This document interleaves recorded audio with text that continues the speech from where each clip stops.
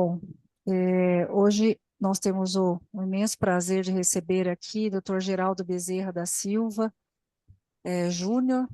Doutor, ele tem hoje é dia, me pediram para que falasse, que hoje é o dia 4 de outubro de 2023, porque às vezes não aparece no YouTube que dia que é a nossa reunião, né? Então, nossa reunião de nefrologia do Hospital de Base São José do Rio Preto.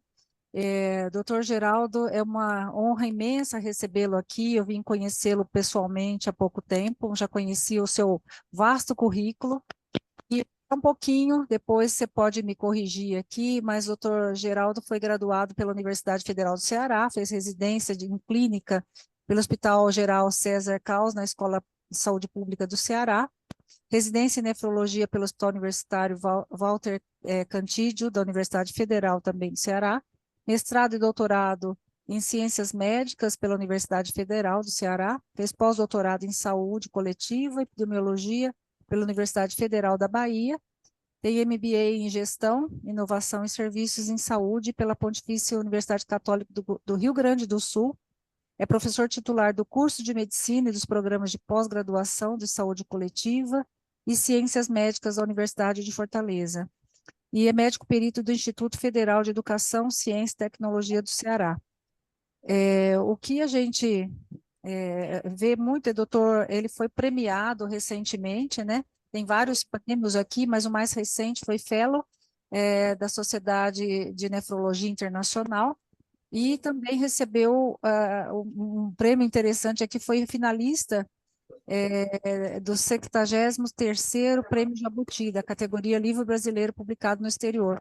É muito interessante. Eu tive o prazer de participar junto com o Dr. Geraldo sobre, uma das últimas publicações dele, né? Então ele vai falar um pouquinho para a gente. Hoje vai falar sobre as nefropatias tropicais, e o Dr. Geraldo é uma pessoa bastante querida, tem sempre presente nos congressos, todos os alunos gostam muito, eu já vi que ele orientou milhares de alunos, né?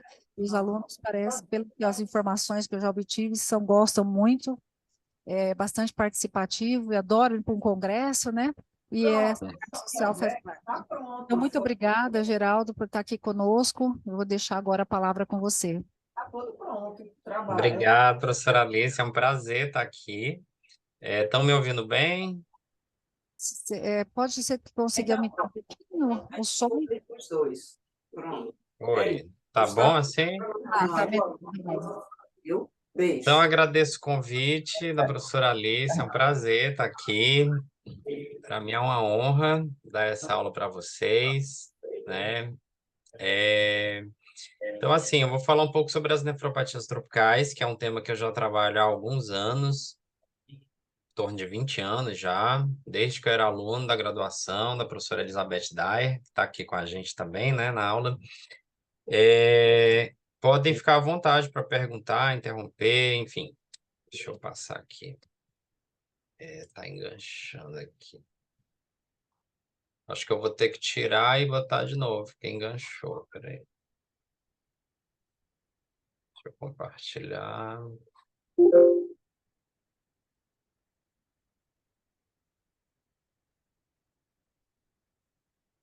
Pronto. Não tenho conflito de interesse nessa aula. Inicialmente, eu vou mostrar esse esquema que a gente fez em uma das nossas publicações. Depois de muitas pesquisas que a gente desenvolveu, foi observado que as doenças tropicais, elas compartilham de algumas características em comum que podem levar à doença renal. Por exemplo, as manifestações clínicas que acontecem em várias dessas doenças, como, por exemplo, náuseas, vômitos, hipotensão, rabdomiólise, hemólise, vasodilatação, hemorragia e várias outras, são causas diretas de lesão renal, principalmente de lesão renal aguda, que pode também evoluir para a doença renal crônica. O uso de drogas nefrotóxicas, incluindo algumas drogas usadas no tratamento dessas doenças, por exemplo, anfotericina B, rifampicina e outras, são também causas de lesão renal. E fenômenos imunológicos, que são comuns a várias dessas doenças, como a formação de anticorpos, que causam glomerulopatias, formação de anticorpos direto contra antígenos dos parasitas, fenômenos autoimunes, reação cruzada, amiloidose, vários fenômenos são comuns nessas doenças que levam a doenças principalmente glomerulares, que pode também evoluir para a doença renal crônica. Então, existem vários fatores que são comuns nessas doenças que levam à doença renal. Várias das doenças tropicais são consideradas negligenciadas pela OMS. Existe uma lista de doenças negligenciadas, em torno de 20 doenças, que várias delas existem no Brasil. Eu vou me deter nas mais importantes em termos de saúde pública para a nossa região, que é principalmente dengue, leishmaniose, hanseníase e esquistossomose. O que essas doenças compartilham em comum, que são consideradas negligenciadas, primeiro é o controle dessas doenças, que não se consegue ter uma redução eficaz do número de casos na zona tropical do mundo inteiro, que acaba que elas são endêmicas. Em alguns casos, a gente enfrenta epidemias, por exemplo, de dengue. Frequentemente tem epidemias de dengue, inclusive no Brasil. São mais comuns nas populações com menos condições socioeconômicas e afetam principalmente mulheres e crianças, principalmente nas regiões menos favorecidas. Então, inicialmente, eu vou falar da leptospirose. A leptospirose é considerada uma zoonose negligenciada pela OMS. Aqui é um resumo que o Current traz da leptospirose da parte clínica. Então, é uma doença que varia muito a apresentação clínica, podendo ir desde as formas assintomáticas até as formas graves, que é exatamente a forma que cursa com a injúria renal aguda. É uma tríade que é chamada de síndrome de Weill, que foi o médico alemão que primeiro descreveu essa forma grave. É uma tríade de lesão renal, doença hepática e fenômenos hemorrágicos, principalmente pneumonia hemorrágica, com a mortalidade varia de 5 a 40%. Aqui é o mapa dos mais atuais que tem da distribuição da leptospirose no mundo. Não existem muitos estudos epidemiológicos sobre a leptospirose, mas vocês podem ver que o Brasil é um dos países com o maior número de casos no mundo. Aqui é uma foto da nossa cidade, aqui em Fortaleza, no período de chuva, evidenciando que sempre que chove as pessoas têm contato com água de chuva e frequentemente tem água contaminada com a urina do rato, que é o principal transmissor da doença. É muito frequente isso. E no Brasil todo a gente vê isso. No mundo todo a gente está vendo mudanças climáticas. Aqui são alguns artigos bem recentes que falam disso. Essas mudanças climáticas que a gente observa está associado com o aumento de doenças infecciosas, inclusive doenças emergentes e reemergentes, e a leptospirose está sempre nessa lista de doenças reemergentes.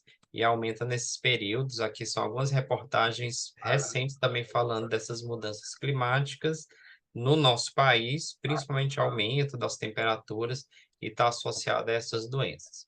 Essa tabela é de um dos principais livros de infecto que traz o perfil clínico da leptospirose. Tem inclusive aqui um estudo nosso de 99, que é da doutora Elizabeth, com 93 casos. Vocês veem que é um dos maiores estudos do mundo, não tem grandes estudos com leptospirose. Então, só para ilustrar, os principais sinais e sintomas: a icterícia, anorexia, cefaleia, sufusão conjuntival, que é tipo uma icterícia icterohemorrágica, fica a conjuntiva amarelo avermelhada, se assemelha a uma virose, a uma doença viral aguda, pode se confundir com dengue. A grande diferença é que é mais comum você ter acometimento renal, o acometimento articular não é tão importante quanto na dengue, e outros sintomas como mialgia. É comum você ter dor na panturrilha, na leptospirose é bem frequente, e vários outros sintomas menos específicos. A injúria renal aguda varia a incidência de 20 até 85% dos casos, dependendo da série que a gente estuda. É frequente na forma grave, como eu já falei, e tem uma característica específica da leptospirose, que ela é não oligúrica na maioria dos casos, e hipocalêmica, cursa com potássio baixo, devido à lesão que você vê no túbulo renal, principalmente túbulo proximal, vou mostrar mais na frente, e nefrite intersticial. O acometimento na leptospirose é principalmente intersticial e não glomerular, como na maioria das doenças tropicais. Aqui é uma biópsia recente de um estudo da Índia, na leptospirose, mostrando exatamente o acometimento tubulointersticial, infiltrado intersticial e lesão tubular, algumas áreas de necrose tubular aguda. E aqui é um gráfico de um artigo nosso que a gente mostra uma redução na gravidade da leptospirose.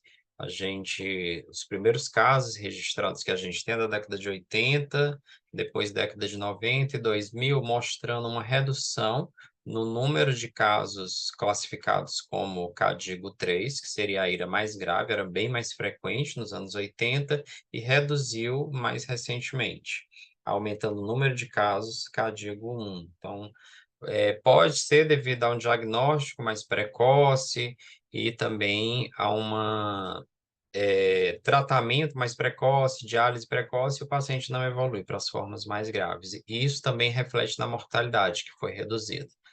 Nos anos 80 era mais de 20% e hoje está em torno de 11%. Já tem estudos mais recentes, já depois de 2020, mostrando que é menos de 10% a mortalidade na leptospirose no Brasil.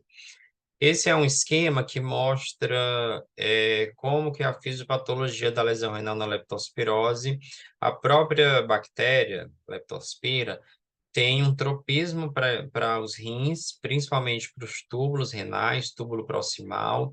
Existe esse receptor, que é o Toll-like receptor tipo 2, que leva essa fisiopatologia do NF-kappa-beta, que está diretamente relacionado à liberação, estímulo à liberação do MCP1, que é uma quimiocina produtora de monócitos, está associada à inflamação renal, TNF-alfa, recruta células inflamatórias, e isso está associado à lesão tubular.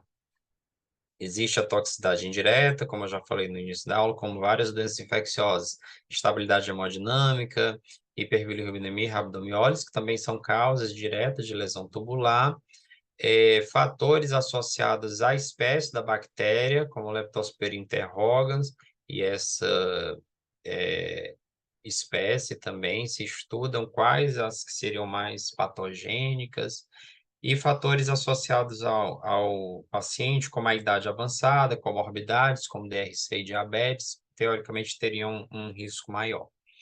Esse artigo, também recente, mostra alterações microscópicas na doença renal da leptospirose e ilustra bem essa lesão tubular. Então, existem evidências já bem importantes da lesão nos transportadores tubulares. Inclusive, tem estudos dos nossos colegas da USP mostrando essas alterações nos transportadores, o grupo do professor Seguro, mostrando que causa uma injúria que se assemelha até a, por exemplo, o uso de diuréticos nesse transportador de sódio, potássio e cloro, que seria uma inibição semelhante ao uso de furosemida. Por isso que, em geral, a ira na leptospirose cursa com potássio baixo. Esse é um dos estudos do grupo da USP, mostrando alterações nesses transportadores, e eles fizeram comparação, inclusive, com os transportadores que tem no pulmão. Por isso que também a lesão pulmonar na leptospirose é bem importante, a congestão pulmonar e a hemorragia pulmonar.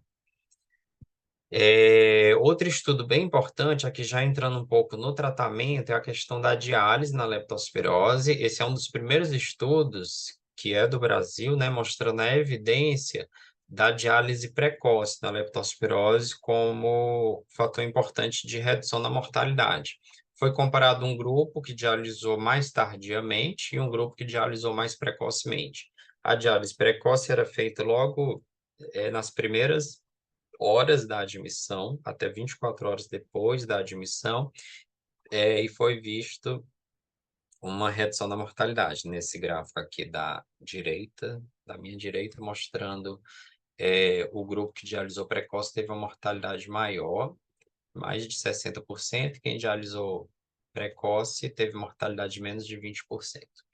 Com relação ao tratamento específico da leptospirose, vários antibióticos são eficazes no tratamento, uma vez que é uma bactéria, né?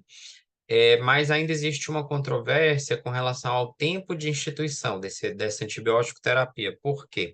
Na maioria das vezes, o paciente chega depois de uma semana de doença, quando a quantidade de bactérias na circulação, o que se chama de leptospiremia, já está reduzida e praticamente as alterações que a gente vê é mais devido à resposta inflamatória sistêmica. Então, o antibiótico não teria um efeito importante. Mas existem algumas evidências. O que a gente tem dificuldade na leptospirose, por exemplo, é de fazer um ensaio clínico controlado, e no mundo todo existe essa dificuldade. Um dos estudos que a gente fez foi comparando os pacientes que necessitaram de internação em UTI, e um dos fatores protetores foi exatamente o uso de antibiótico. Os pacientes que usaram ceftriaxone tiveram um risco menor de internar em UTI. Então, de certa forma, existe evidência de proteção. É, Existe um planejamento de uma revisão sistemática, exatamente com o uso de antibiótico na leptospirose, que foi publicado o protocolo no final do ano passado, deve estar para sair o resultado, então pode ser que a gente tenha alguma evidência sobre o uso de antibiótico e qual seria o melhor antibiótico na leptospirose. E com relação à vacina, também existem pesquisas que investigam uma vacina para leptospirose, mas até hoje não tem comprovada eficácia e não se usa na prática clínica. Indo agora para outra doença, que é a dengue. A dengue é uma doença muito importante, inclusive para o nosso país. É a arbovirose mais comum no mundo todo. Existem mais de 2 bilhões de pessoas vivendo em áreas endêmicas no mundo. Os países tropicais enfrentam repetidas epidemias de dengue. As manifestações variam de acordo com a idade do paciente. Também pode ir desde casos assintomáticos até a forma grave, que são as formas hemorrágicas. O período de incubação varia de 3 a 14 dias. Os principais sintomas que todos vocês conhecem, né? Doença febril aguda, com cefaleia, mialgia. A cefaleia tem a característica de ter aquela dor retroorbital, principalmente ao movimentar os olhos. Varia também a intensidade, mas costuma ser uma cefaleia intensa e com raste maculopapular e artralgia. Existem sinais de gravidade, de alarme para uma possível forma hemorrágica. Os principais são essas, que é dor abdominal intensa, vômitos persistentes, acúmulo de líquidos nas cavidades, como ascite, derrame pleural, derrame pericárdico, hipotensão postural, com lipotímia, letargia, irritabilidade, hepatomegalia, sangramentos de mucosa e aumento do hematócrito. Aqui é a faixa do globo onde existe a distribuição do Aedes aegypti, que é o principal transmissor, né, da dengue. Vocês veem que é uma faixa bem extensa no mundo. Então, existem, obviamente, países que têm o mosquito, mas não tem casos de dengue, mas é um risco para existir transmissão. No nosso país, tanto existe o mosquito, como existem casos, é uma doença endêmica. Aqui é um gráfico recente, de 2018, se eu não me engano, da OMS, que mostra os países onde mais tem casos de dengue. O nosso país é um dos campeões em número de casos. Recentemente, a gente teve epidemias com mais de 1 milhão de casos de dengue. As alterações renais no dengue são diversas, desde distúrbios hidroeletrolíticos até IRA, glomerulonefrite, são menos frequentes, rabdomiólise e síndrome hemolítica urêmica. É descrito lesão renal direta causada pelo vírus, por um efeito citopático de proteínas virais, tanto nas células glomerulares como tubulares, associada a mecanismos imunológicos mediados por antígenos virais que se depositam nas estruturas glomerulares e deposição de imunocomplexos. Esse artigo foi publicado ano passado, está bem interessante no JBN, mostrando a incidência de lesão renal na dengue. De todos os casos de dengue, é estimado que a dengue grave é de 6 a 6,7%, ou seja, menos de 10% dos casos que complica. E IRA ocorre de 3 a 4% dos casos, ou seja, menos de 5% dos casos de dengue. E a necessidade de diálise é menos frequente ainda, em torno de 14% dos casos que têm IRA. Os fatores associados, só um minuto, pronto. Os fatores associados à lesão renal na dengue vão desde fatores do hospedeiro, como a idade avançada é mais grave, sexo masculino, presença de comorbidades como diabetes, obesidade, infecção bacteriana secundária, atraso no atendimento, inclusive na internação, e uso de drogas nefrotóxicas aqui. O principal é anti-inflamatório, que por conta das dores, cefaleia, artralgia, alguns pacientes fazem uso, isso está associado também à lesão renal. É descrito liberação de citocinas, que é chamada uma tempestade de citocinas. As principais identificadas é a interleucina 10 e 17. Ocorre hipotensão, como eu já falei, efeito direto do vírus, fenômenos autoimunes e rabdomiólise. Esse aqui é um esquema que a gente elaborou da fisiopatologia da lesão renal na dengue. Então, existem vários fatores, né? Os fenômenos imunológicos, está associado à lesão glomerular, pode levar à IRA e à doença renal crônica. Fenômenos hemorrágicos, né? Nas formas hemorrágicas, que leva à hipovolemia e à IRA. Resposta inflamatória sistêmica. E menos comum, síndrome hemolítica urêmica e rabdomiólise. Esse artigo está bem interessante, mostra uma revisão sistemática do que tem sido publicado de lesão renal na dengue. Resumindo, o que foi encontrado? IRA está associada à idade avançada, principalmente acima de 65 anos. Também está associada às formas hemorrágicas, febre, síndrome do choque do dengue, rabdomiólise se associa com idade avançada, sexo masculino e hipertensão. Também teve associação de IRA com hepatopatia, e IRA se associou a maior mortalidade. Esse é um estudo onde foi feita biópsia de pacientes com dengue, também do Brasil, né, de São Paulo, mostrando evidência de necrose tubular aguda, e no lado direito, a figura B mostra depósito de mioglobina, que é uma evidência de rabdomiólise levando à lesão renal. Essas outras biópsias mostram necrose tubular aguda, nessa de cima, está bem evidente. Na de baixo, microangiopatia trombótica, que é menos comum. Um estudo que a gente fez recente, foi uma tese de doutorado, mas ainda não foi publicado, foi aqui no Ceará, comparando os pacientes das últimas epidemias de dengue, que tiveram DRC e sem DRC. E foi evidenciado, primeira evidência, que os pacientes com DRC têm mais comorbidades, que já é conhecido, né? Principalmente hipertensão, diabetes. E o principal é que quem teve DRC teve uma mortalidade maior, o risco de óbito foi quase de 4 vezes maior em comparação com o outro grupo, e também maior necessidade de hospitalização. Quem teve DRC teve uma taxa de hospitalização de 12% e óbito foi de 2%. Mesmo assim, é uma taxa de mortalidade baixa, mas comparado com quem não tem DRC e dengue, a mortalidade é de 0,1%, mostrando que a DRC está associada a uma maior gravidade na dengue. O tratamento da dengue, como todos sabem, não existe um antiviral com ação efetiva para a dengue. Tratamento da dengue clássica é basicamente sintomático, tratar febre, cefaleia, mialgia, artralgia. Deve-se evitar o uso de salicilatos, porque causa hemorragia digestiva alta e acidose. Deve-se ter cuidado com o uso do paracetamol, porque pode se atingir níveis tóxicos, principalmente hepatotoxicidade. Hidratação é a base terapêutica no tratamento da dengue. Existem critérios definidos pelo Ministério da Saúde em grupos, esse é o critério mais recente que existe, de acordo com a gravidade.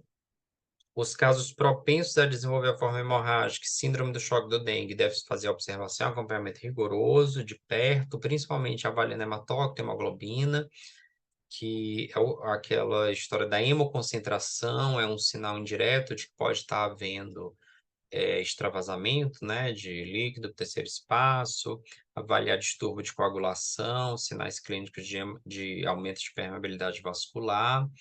Esses são os critérios do Ministério da Saúde de gravidade em grupos A, B, C e D.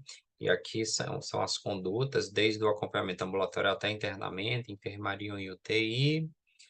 Reposição hídrica por via oral, existe essa recomendação do Ministério. Se tiver vômito com acidose, reidratação venosa.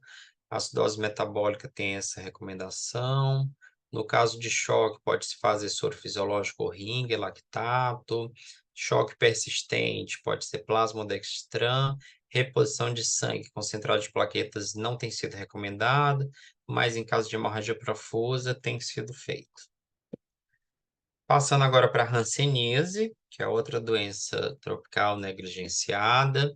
A hanseníase é a doença causada pelo Mycobacterium lepra, é uma das doenças mais antigas descritas pela humanidade, tem relatos na Bíblia, é uma doença bem antiga. Antigamente chamada de lepra, se retirou esse nome por conta do estigma da doença. Inicialmente afeta os nervos periféricos, em seguida a pele, e posteriormente pode acometer outros órgãos, inclusive os rins, como eu vou mostrar.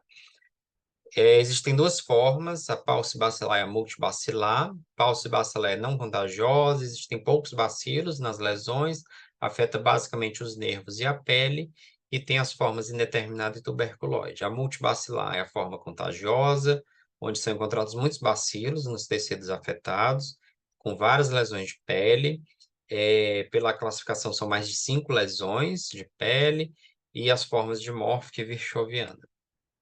Aqui são algumas imagens de hanseníase publicadas recentemente na revista da Sociedade de Dermatologia, mostrando desde a forma tuberculoide até a forma mais grave, que seria a virchoviana. O mapa mais recente de distribuição da hanseníase, que tem da OMS de 2020, mostrando também que o Brasil é um dos países com maior número de casos, Brasil e Índia. Nas estatísticas principais, a Índia ainda é o país com maior número de casos, e em segundo lugar vem o Brasil. É um problema de saúde pública endêmica no Brasil. Algumas regiões têm altos índices de hanseníase. Aqui no Ceará, por exemplo, é um local com alta incidência de hanseníase. No Brasil, menos de 20% dos pacientes são diagnosticados nas fases iniciais, 70% já têm um diagnóstico com alguma deficiência física no momento do diagnóstico.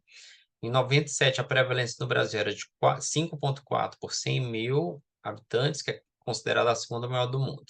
Atualmente, o Brasil tem a maior incidência em números absolutos de casos. Quando passa para números relativos, aí a gente perde para a Índia, porque a Índia atualmente, inclusive, tem a maior população do mundo. Então, a gente perde por isso.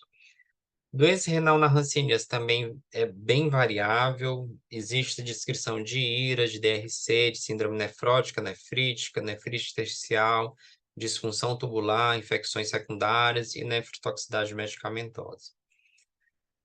Algumas estatísticas de vários estudos que têm sido feitos na hanseníase no mundo todo, inclusive no Brasil.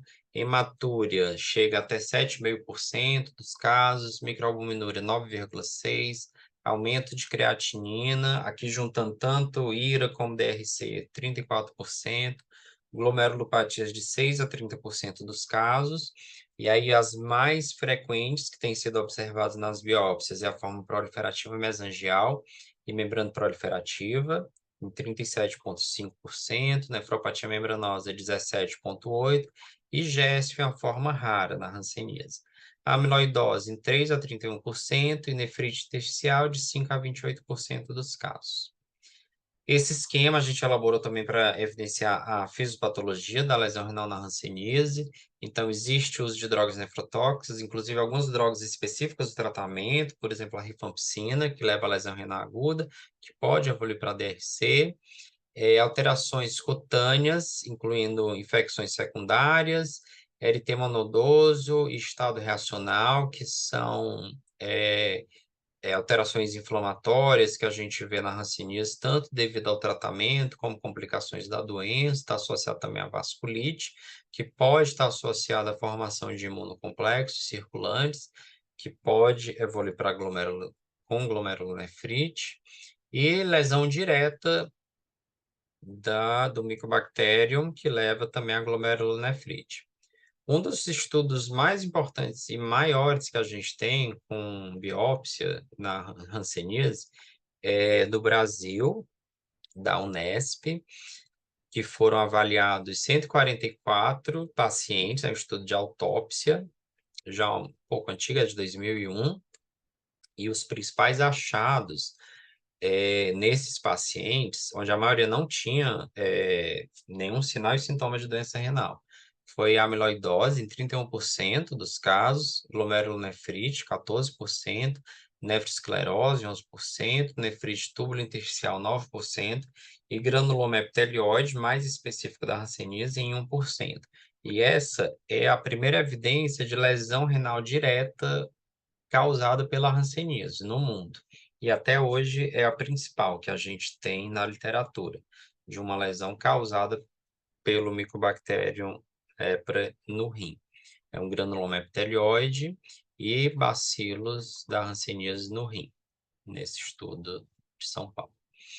Esse é um dos estudos que a gente fez, uma coorte histórica de 923 pacientes aqui no Ceará, onde a gente identificou aumento de creatinina em 8% dos pacientes com a forma multibacilar e 2% com a forma bacilar, evidenciando que é muito mais frequente o acometimento renal nas formas multibacilares, assim como a proteinúria.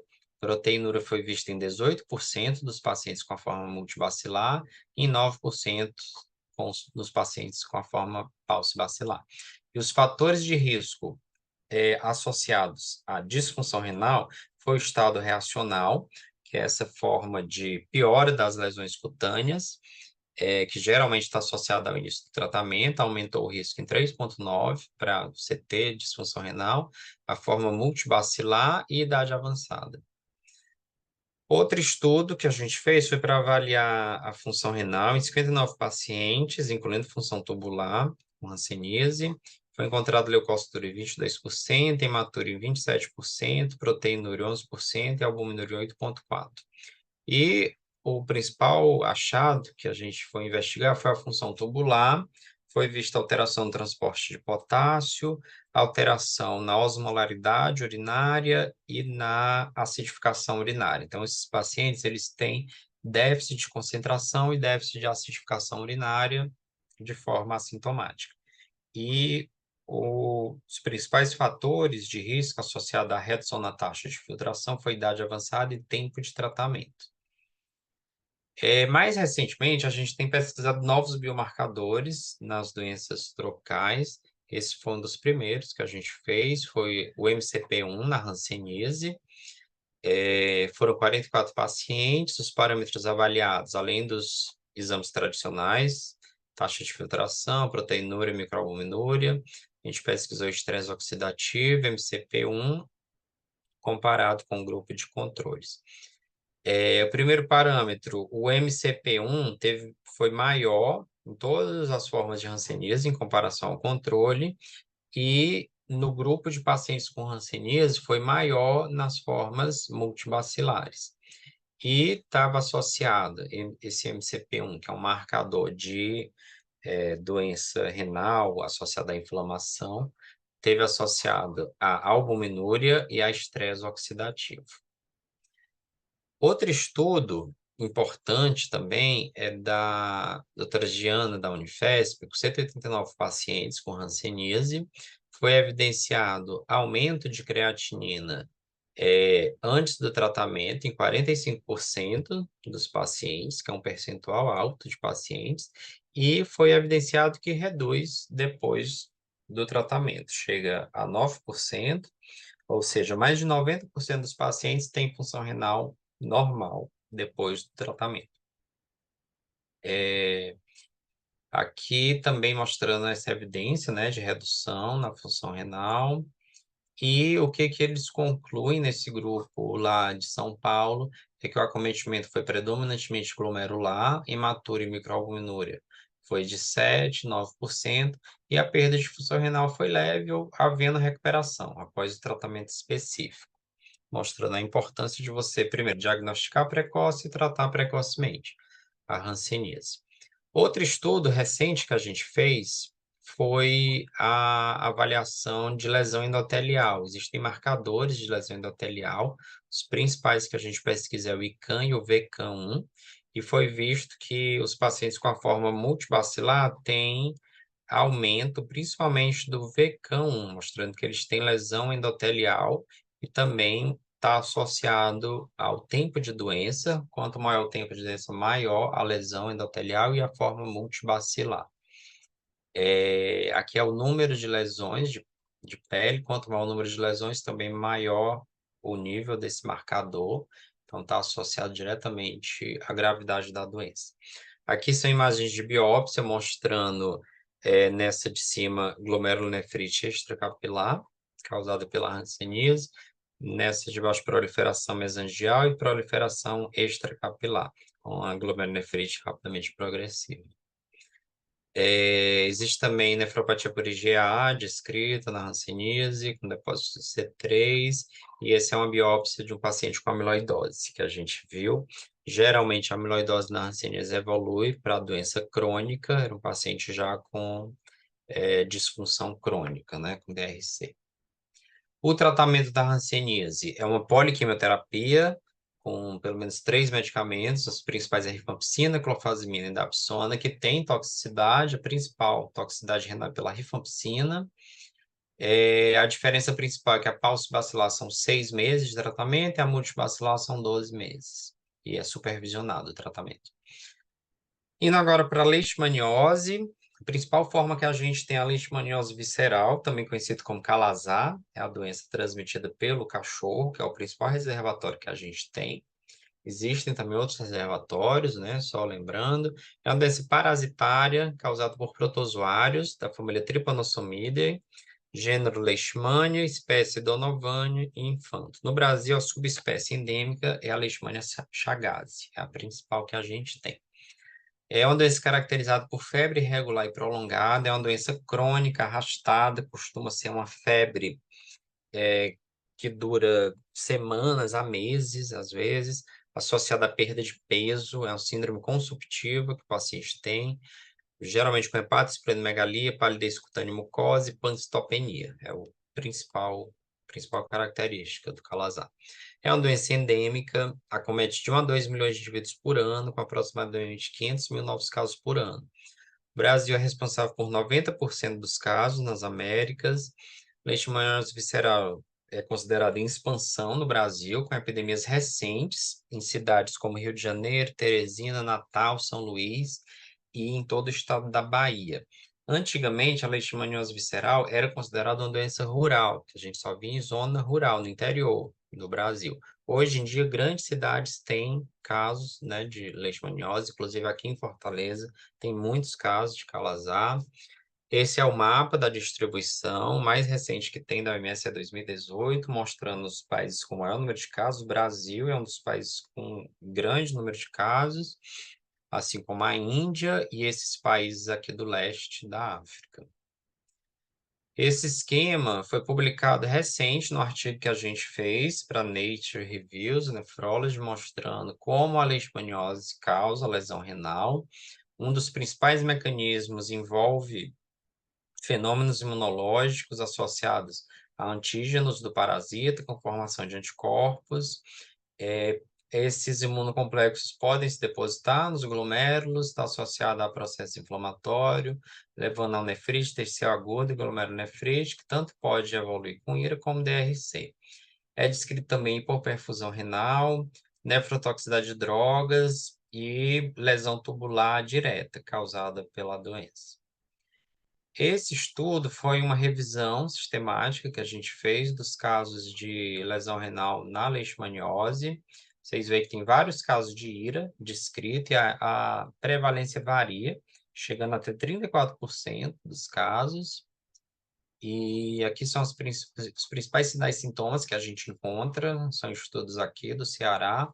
Febre, esplenomegalia, perda de peso e palidez são os principais sinais e sintomas. Um dos primeiros estudos que a gente fez foi um estudo prospectivo para avaliar 50 pacientes com leishmaniose, para avaliar a função renal. Os principais achados foi alteração na osmolaridade urinária, com déficit de concentração e acidificação urinária, ou seja, lesão tubular. E aqui mostrando o teste de acidificação urinária, né? Os pacientes, quando você faz o teste de acidificação, eles não conseguem acidificar a urina. Tem esse problema. Outro estudo que a gente fez foi para avaliar a IRA na leishmaniose. Na admissão nessa série de casos, que foram 224 pacientes internados com leishmaniose, aqui em Fortaleza, a gente viu na admissão 34% dos pacientes com IRA após o tratamento, principalmente quando se usa anfotericina B, aumento para 51% os casos de IRA, e o principal fator preditor de óbito foi oligúria. Exatamente o acometimento renal aumenta em quase 10 vezes o risco de mortalidade. Outro estudo para avaliar a função tubulointersticial na leishmaniose, a gente confirmou esse achado de lesão tubular com déficit de acidificação e concentração urinária. Proteinúria foi de 268 a média, e foi maior, obviamente, no grupo que tinha antes do tratamento. Depois do tratamento, a gente viu que a proteinúria reduz, né? E a gente também pesquisou o MCP1, que é o marcador de um novo biomarcador de lesão renal, foi bem maior no grupo com leishmaniose em comparação ao controle, também associado a esse marcador de estresse oxidativo, o malonaldeído. Mais recente tem esse estudo que a gente foi pesquisar outros marcadores. Aqui a gente já encontrou uma incidência de IRA de 46%, foi maior do que no estudo anterior, mas a maioria dos casos é uma IRA leve, estágio 1, estágio 2 foram só 3 casos e óbito só um caso. Mostrando aqui o MCP1 mais elevado em comparação aos pacientes que não tiveram IRA, principalmente em relação ao controle, e o KIM1 também mais elevado. Mas o principal marcador que foi identificado foi o N-Gal. Foi o melhor marcador preditor de IRA na leishmaniose, foi o N-Gal. Baseado nisso, foi elaborado esse esquema, foi inclusive a tese de doutorado de um colega nosso aqui do Ceará, que hoje é professor da UFC, mostrando que na leishmaniose você tem aumento do N-Gal sistêmico por conta da inflamação sistêmica, tem ativação de neutrófilo e está diretamente associado ao aumento do N-Gal sistêmico. A própria infecção leva a isso e, consequentemente, a gente vai ter aumento também do N-Gal urinário. A lesão renal também faz aumentar, né, o N-Gal, assim como o aumento do MCP1. A lesão tubular é responsável, principalmente lesão no túbulo proximal, aumento do KIM1, e tudo isso faz parte da lesão renal causada pela leishmaniose.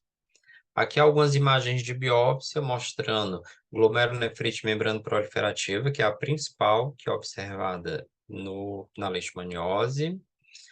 O tratamento principal que a gente tem no Brasil é antimonial pentavalente, que é o glucantime, ou anfotericina B. Quando o paciente já tem algum grau de disfunção renal, dá-se preferência à anfotericina B lipossomal. Em alguns países só se usa anfotericina B lipossomal. Existem outras opções, como a miltefosina, que é um tratamento oral, aminoglicosídeo, como a paramomicina, que até onde eu tenho conhecimento não tem no Brasil ainda, e tem vários estudos mostrando superioridade de novas drogas em relação ao antimonial pentavalente, mas que ainda não tem no Brasil também. Existem também pesquisas para vacina, para leishmaniose, algumas já bem adiantadas, mas nenhuma ainda em uso clínico.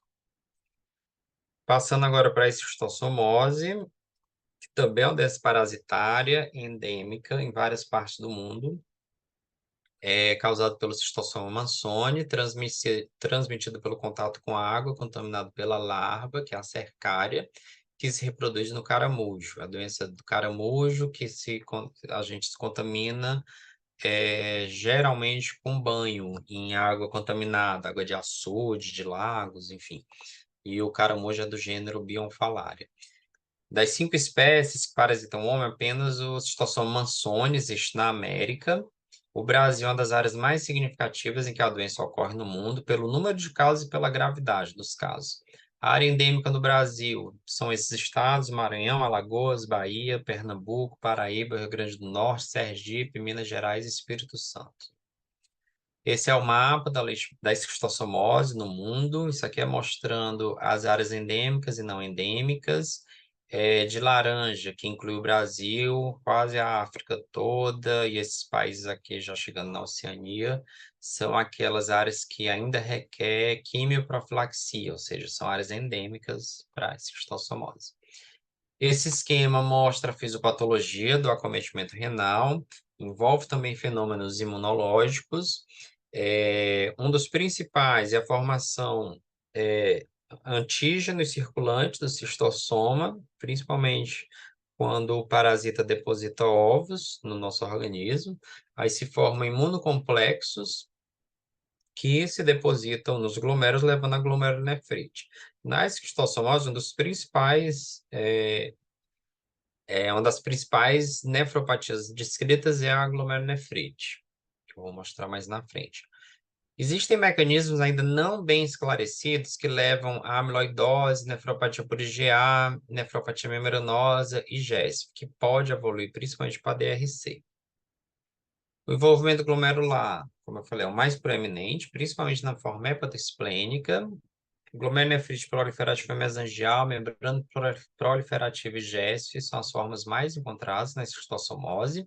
Existem estudos recentes mostrando que na esquistossomose houve uma redução na incidência de glomerulonefrite e não se conhece muito bem por que isso aconteceu, mas a maioria dos casos que se observa mais recente nas áreas endêmicas, os pacientes não têm tido essa complicação, talvez por um tratamento mais eficaz ou por um diagnóstico mais precoce.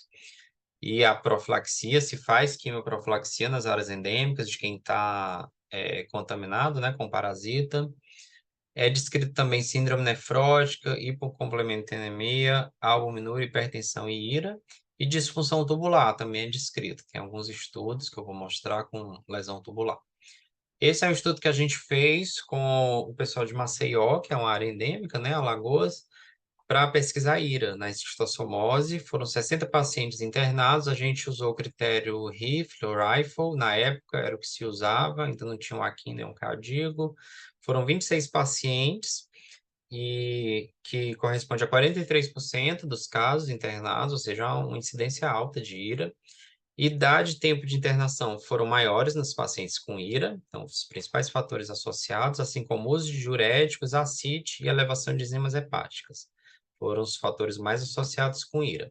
Essa tabela compara os pacientes com IRA e sem IRA, mostrando exatamente que os pacientes com IRA tinham idade mais avançada, um tempo de hospitalização maior, uma maior frequência de ascite, praticamente todos tinham ascite, e o uso de diurético era 92%, em comparação com 50% dos que não tinham IRA, tanto furosemida como espironolactona. E com relação aos exames, eles tinham maiores valores, obviamente, de ureia e creatinina e maior níveis de TGO. A gente pesquisou também MCP1 na esquistossomose, no área endêmica aqui do Ceará, mostrando que, em comparação ao grupo controle de não infectados, eles têm níveis maiores de MCP1, mesmo assintomáticos, antes do tratamento. E, mais recente, a gente estudou alterações tubulares. Então, os pacientes com esquistossomose também têm déficit de acidificação tubular e déficit de concentração. Aqui também mostrando aumento de MCP1. E biópsia na esquistossomose, mostrando, isso aqui é a microscopia eletrônica, mostrando depósitos de complexos imunes, granuloma ao redor de ovos depositados do parasita na região glomerular, mostrando a evidência de lesão direta, né, causada pelo parasita no rim, e glomerulonefrite membrana proliferativa, que seria a glomerulopatia mais comum na esquistossomose. Nefropatia por IgA também é descrita, aí é uma imagem de nefropatia por IgA, e essa aí é outra imagem de glomerulonefrite membrana proliferativa, na esquistossomose. O tratamento da esquistossomose, basicamente, tem o objetivo de eliminar o parasita. Existem vários medicamentos eficazes para isso, mais usado é o praziquantel aqui no Brasil. Existem outros, como nirida-azol, antimoniais trivalentes, miracil-D, cantônia, metina, altipraz e oxaminiquina. Aqui são as dosagens que o Ministério da Saúde recomenda, só para vocês terem. E, por fim, eu vou falar da malária. Malária é uma das doenças que no Brasil a gente conseguiu ter um controle muito bom da doença, basicamente. Hoje a malária está restrita à região amazônica, da Amazônia Legal, e mesmo assim é mais frequente nas áreas de floresta, né, áreas rurais. As principais características da doença são a febre intermitente, aquela clássica febre terçã e febre quartã, com sudorese intensa, associada a cefaleia, mialgia, vômito, esplenomegalia, anemia, trombocitopenia. A característica da doença principal é o parasitismo das hemácias dos eritrócitos, que leva à hemólise. E até recentemente se falava mais da malária causada pelo Plasmodium falciparum como sendo a mais grave, inclusive a principal forma associada à lesão renal. Mas hoje se sabe que outras formas de malária também podem evoluir com gravidade, como a malária por Plasmodium vivax e outros, que eu vou mostrar mais na frente. E um dos critérios de gravidade na malária é exatamente a lesão renal. Então, desde muitos anos se sabe que na malária grave, a lesão renal está associada a complicação e aumento de mortalidade. Esse é um mapa recente da malária no mundo, onde se pode ver que o local onde mais tem malária no mundo são os países africanos. Existem estatísticas mostrando que anualmente são registrados milhões de casos de malária, com mortalidade alta ainda, inclusive nas crianças. No Brasil, vocês podem ver que a incidência é menor, mas ainda é considerável em relação a outros países onde nem tem malária, né? Então, ainda é um problema de saúde pública. Aí é o mapa do Brasil mais recente que eu encontrei no guia de vigilância epidemiológica, mostrando onde tem as maiores incidências, que é basicamente na região amazônica. Um esquema que mostra como a gente tem lesão renal causada pela malária, principal que se estuda são também os fenômenos imunológicos, com formação de imunocomplexos e deposição nos glomérulos, levando à glomerulonefrite.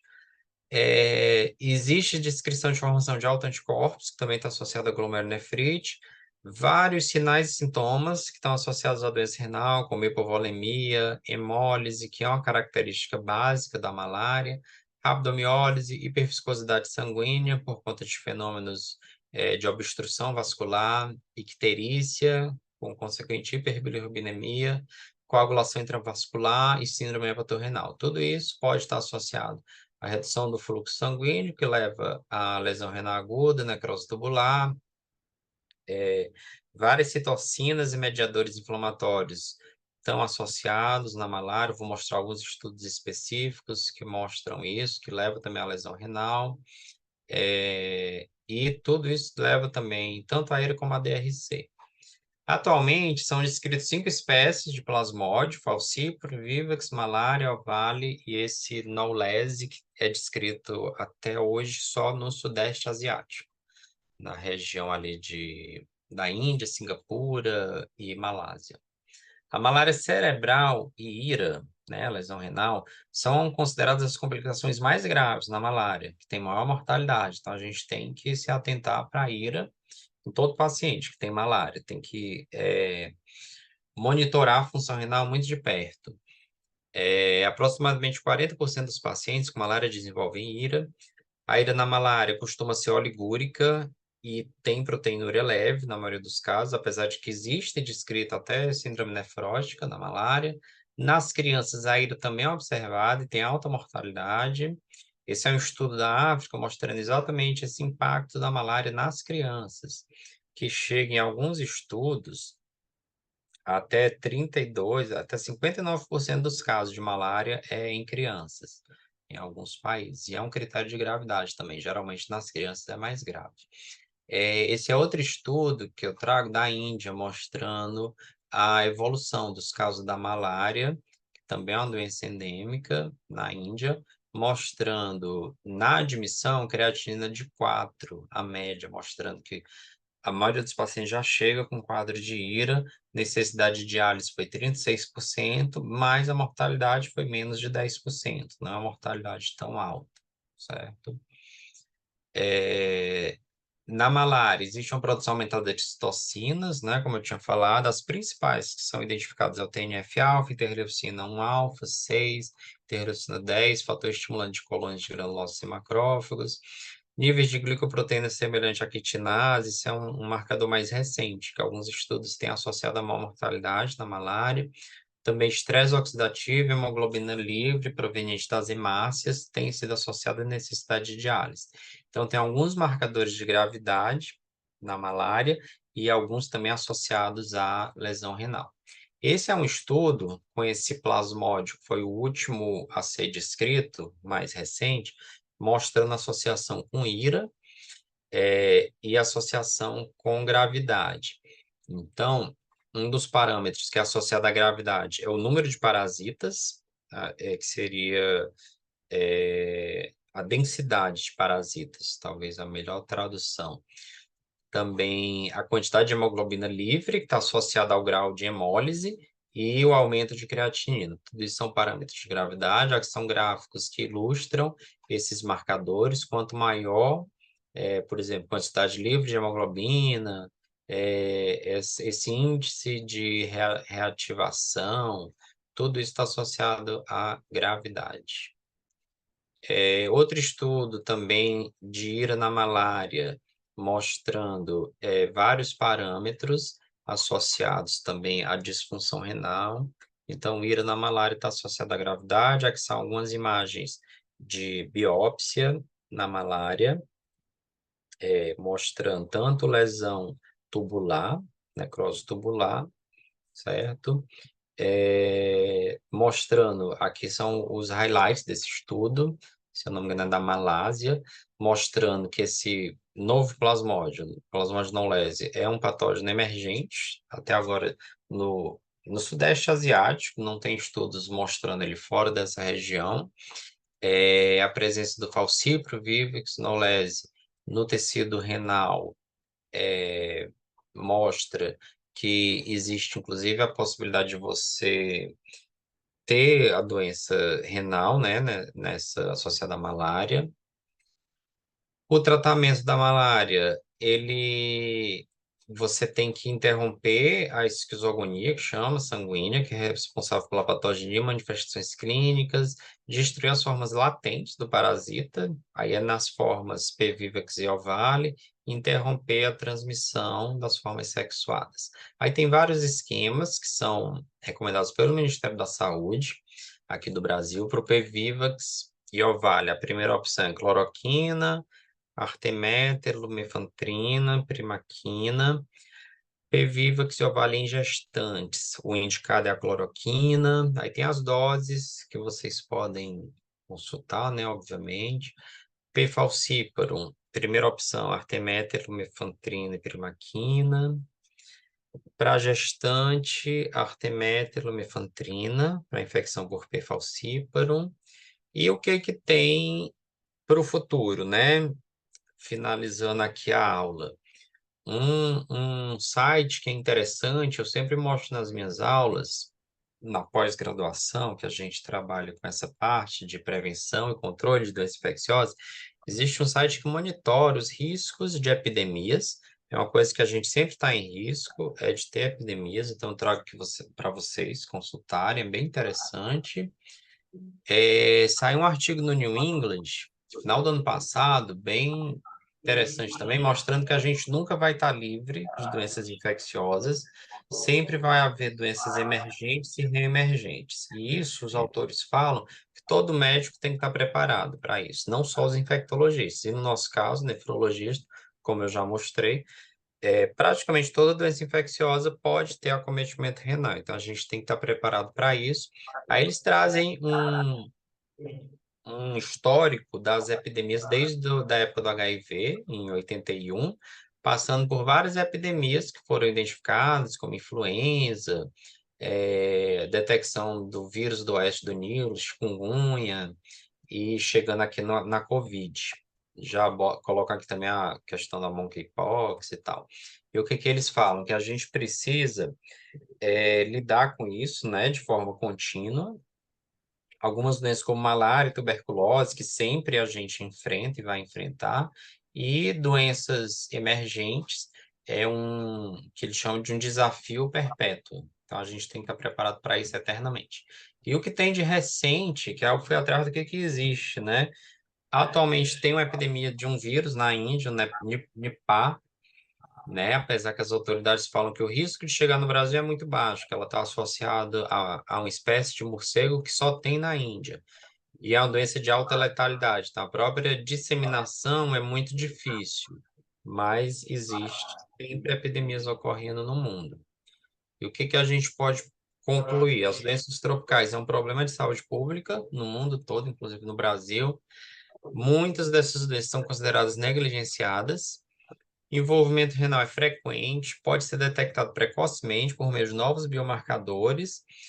Possivelmente no futuro a gente vai ter biomarcadores que se pode utilizar na prática e a gente detectando precocemente. Aí não precisa eu falar para vocês se a gente sabe da importância disso, né? A gente detectar de uma maneira precoce a doença renal, tanto aguda como crônica. A prevenção de dano adicional e retardo da progressão da doença renal é possível nessas doenças. O Brasil enfrenta a ocorrência de diversas doenças tropicais, muitas delas endêmicas, com frequentes epidemias, e contribui para o avanço da ciência nessa área.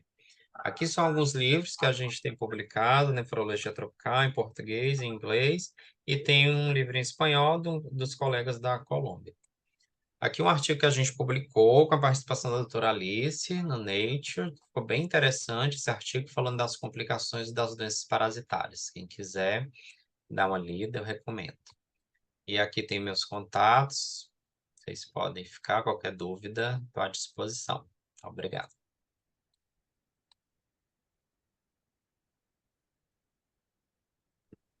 Muito obrigada, Geraldo. Sempre uma excelente apresentação, né? A gente já tinha ouvido falar das suas apresentações, mas sempre muito bom ouvi-lo. E é muito bom saber também, porque tem coisas aqui, por exemplo, a gente tem a leishmaniose, nós temos, já tivemos raros casos, mas nós tivemos hanseníase, a gente tem o levantamento, tudo, mas tem coisas que a gente não vê por aqui, né? Então é sempre interessante que eles tenham esse contato. Algumas lâminas foi que a gente apresentou também, né? Que você publicou aí no. Sim. Então, muito bom. Eu não sei se você, Geraldo, durante a pandemia, nós tivemos casos assim, nós tivemos Covid em transplantado, e esses transplantados tiveram uma alteração da função renal, mas em seguida eles tiveram dengue, que eu acho que foi muito pior e foi progressivo e piorou e voltaram para diálise. Então, não sei Uhum. se você teve casos tão graves assim também, mais por dengue do que por Covid nos transplantados. Uhum. Sei. A gente tem, inclusive, alguns estudos aqui de dengue nos transplantados renais. Mas até onde eu lembro, assim, a maioria dos casos de dengue no transplante costuma ser mais leve, é menos grave. E o que se acredita que é por conta da imunossupressão. Aí acaba limitando a resposta inflamatória, questão da liberação de citocinas, mas tem sido, e outros estudos têm mostrado isso, que acaba que é um fator protetor. Talvez esses casos que tiveram dengue e Covid, eu acredito que é uma hipótese que a gravidade pode ter sido pela Covid, não pela dengue. É possível, porque o que a gente tem visto no transplante é o contrário, é uma gravidade menor. E na Covid a gente também tem pesquisado, desde que começou a pandemia, a gente tem feito pesquisa com Covid, principalmente para pesquisar novos biomarcadores, e a gente tem encontrado resultados significativos, quem tem Covid tem mais lesão de endotélio, tem lesão renal, alguns fatores importantes, como os pacientes com diabetes, é um grupo que é diferente, tem maior gravidade, e o que a gente tem focado daqui para frente é mais na Covid longa, nas complicações, a gente tem tentado fazer esse acompanhamento das sequelas da Covid, mas ainda sem muito resultado nessa área. Certo. Obrigada. Acho que o doutor Horácio tem uma... Muito obrigado, Geraldo, pela aula, pelas excelentes publicações que você mostrou. Eu também queria ressaltar a presença da doutora professora Elizabeth Dyer, que é uma referência na nefrologia brasileira pela portentosa produção científica, docência que ela tem. Eu queria dizer, felizmente, dessas doenças que você apresentou, nós fomos reduzindo aqui, né? Malária praticamente zero, né? Nós somos um hospital de quase 1.000 leitos, referência para 2 milhões de habitantes, pegando um pouquinho de Mato Grosso, Minas. Mesmo leptospirose reduziu muito, quer dizer, eu vi a notificação nossa aqui do hospital, teve um caso ano passado, nenhum. Leishmaniose visceral, 6 ou 5 casos também, e o nosso é dengue. Nós somos uma das capitais da dengue aqui. Inclusive, a vacina da dengue foi o polo aqui. Um dos coordenadores é um virologista que coordena a vacina da dengue, está divulgando agora, segundo o resultado aqui de Rio Preto. Mas eu queria voltar para perguntar duas coisas. A leptospirose, a gente sempre fala assim, é mais fácil fazer a hipótese diagnóstico do que confirmá-la. Você pega aquele paciente quitérico, muito grave, né? E demora um pouco a sorologia. Vocês têm feito algum teste diferente? Porque tem que ter IgM, então não sei se a gente tem uma outra forma porque detectar essa leptospirose.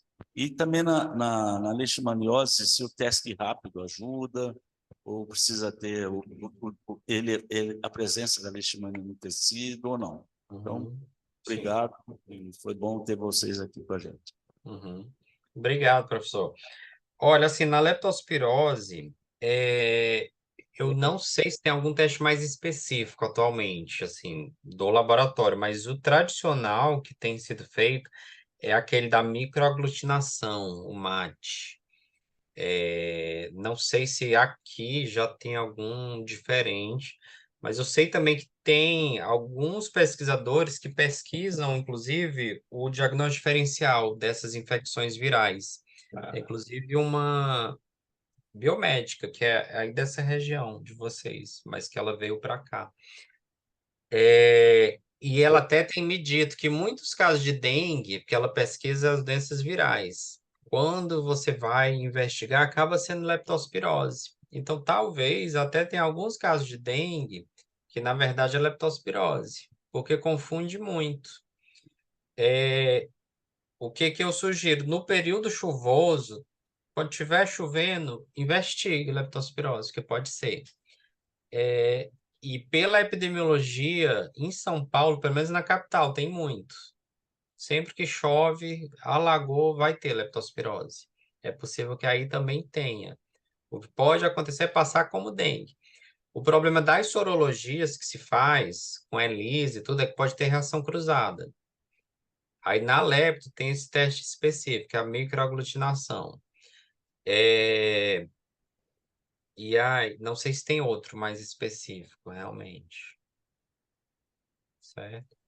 Não tem outro. Só dando, professor Horácio, primeiro agradecer aí o senhor ter, né, comentado sobre a minha pessoa. É um prazer estar aqui, porque o nosso grupo estuda bastante doenças tropicais, né? E o Geraldo está aí comigo há mais de 20 anos. Então, parabéns, Geraldo, sua aula foi assim, Obrigado. fantástica, né?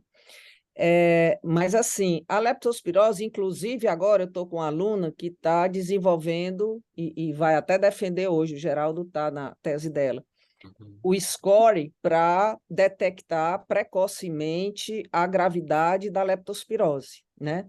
Justamente por quê? Porque os exames são demorados. O diagnóstico é clínico, mas a gente sabe que tem uma variedade de manifestações clínicas dentro da leptospirose. Nós temos a forma muito grave, que é a síndrome de Weill, com todas aquelas características, e ela vem caminhando para as formas mais brandas e até assintomáticas. Então, nesse meio termo, acaba se confundindo com dengue. Nós tivemos paciente que teve sorologia para dengue, né? Depois leptospirose, com 2 semanas, a microaglutinação deu positiva, e ainda chikungunya. Né? Lembrar, eu acho que não deu tempo do Geraldo apresentar, mas chikungunya aqui em Fortaleza está uma loucura, né? No Nordeste. Eu não sei, agora chovendo muito aí no Sudeste, deve estar tendo uma epidemia de chikungunya, não sei, né? Mas é uma outra doença também que se confunde nesses três, na leptospirose, dengue e chikungunya, né? Então, o diagnóstico fica muito, quer dizer, a gente descarta, faz a sorologia para dengue, para chikungunya, e aí, dando tudo negativo, a gente vai ter que esperar, vai ser tratado, o tratamento não é diferente, né? É de suporte mesmo, e é autolimitado, né? Em 2 semanas se resolve, eles vão de alta, e a gente depois confirma com a sorologia. É dessa maneira que a gente está fazendo, tá certo? Bom, Obrigada aí. nossa, excelente. Obrigada mesmo por ter vocês aqui, Geraldo, excelente apresentação. Beth, uma amiga querida, excelente pesquisadora também, assim como o Geraldo. Então, muito obrigada mais uma vez por poder contar com a presença de vocês aqui. Tá? Espero Obrigado. contar mais vezes, talvez presencialmente. Então, muito obrigada. Certeza. Obrigada, Alice. Obrigado. Fica o Obrigada, convite também para professor virem aqui. Horácio, pela sua presença também, que a gente sabe aí que Sim, o senhor é um ícone, viu, para a é, gente também, com certeza, né? é verdade. E nós estamos juntos aí com a Alice, fazendo as parcerias também no que é possível na parte de patologia. Então, a Sim. gente quer isso, né? Essa união, essas parcerias, porque isso só eleva, né? Não só a nossa experiência, mas também a amizade, que eu acho que é o mais importante, viu? Muito obrigada. Tchau para você. Obrigado, pessoal. Bom dia. Até mais.